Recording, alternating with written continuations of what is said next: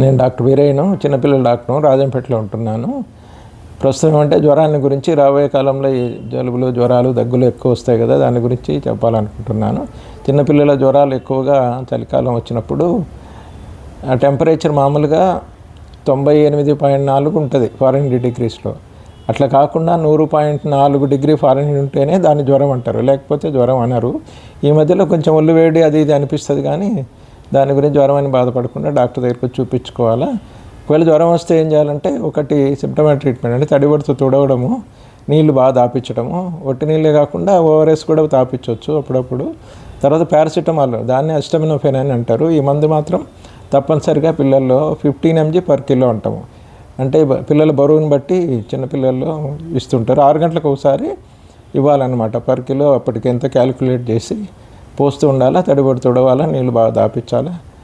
ఆటోమేటిక్గా 1 రోజు 2 రోజులు చూస్తే తగ్గిపోద్ది. ఈ మామూలు జ్వరాలు, ఈ వైరల్ అని, బ్యాక్టీరియా, రకరకాల జ్వరాలు ఉన్నాయి. చలికాలం ఎక్కువ ఈ వైరల్ అంటే జలుబు, దగ్గు, జ్వరం వస్తుంటాయి కాబట్టి 2-3 రోజుల్లో అదే తగ్గిపోద్ది. ఒకవేళ 2-3 రోజుల్లో తగ్గకపోతే మన డాక్టర్ గారి దగ్గరికి వెళ్ళి చూపించి పరీక్షలు చేయించుకొని బాగా చేయించుకోవాలి.